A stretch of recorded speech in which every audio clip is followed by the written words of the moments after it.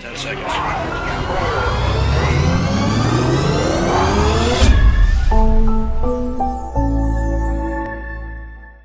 Have you ever wondered about our place in space? Beyond our planet and even our solar system?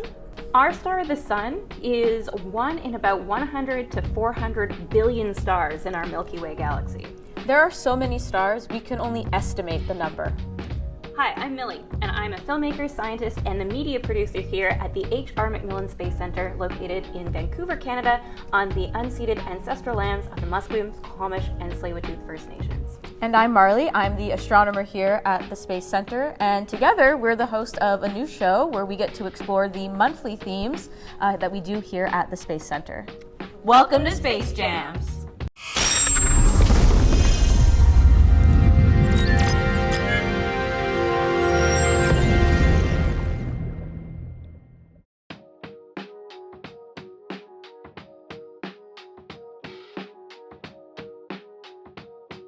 Our theme this month is Galaxies, and today we're going to start out with the basics. What a galaxy is, the kinds there are, and we'll end off with a pretty cool experiment you can do at home.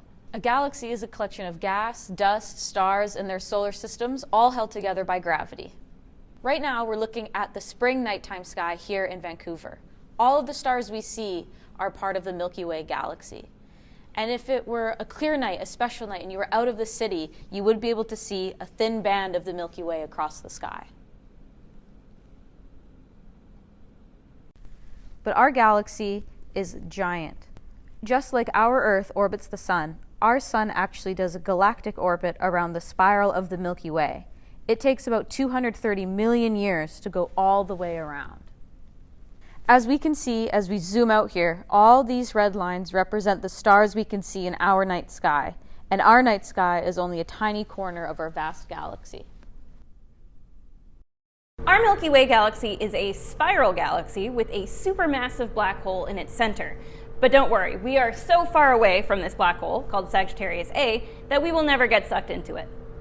There are three main types of galaxies: spiral, elliptical, and irregular.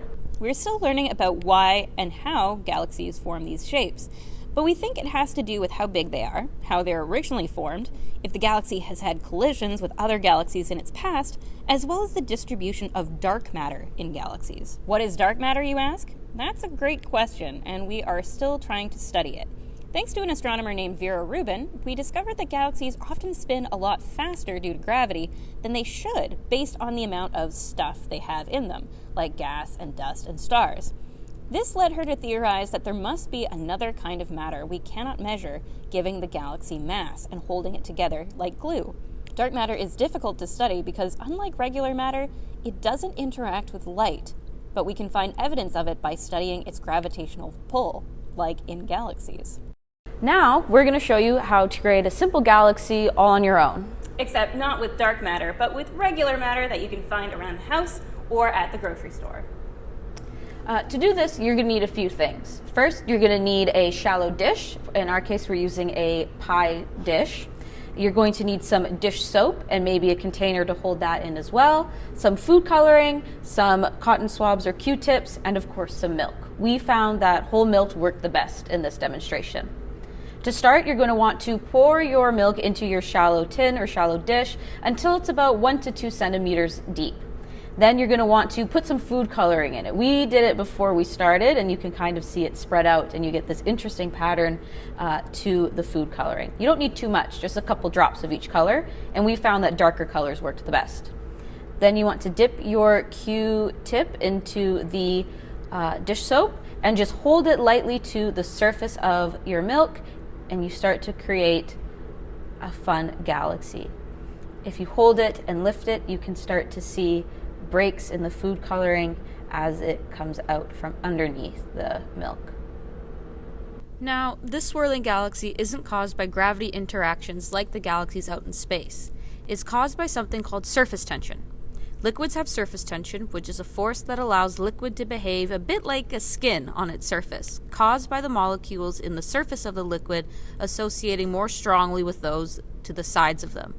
The dish soap contains something called a surfactant, which disrupts the surface tension.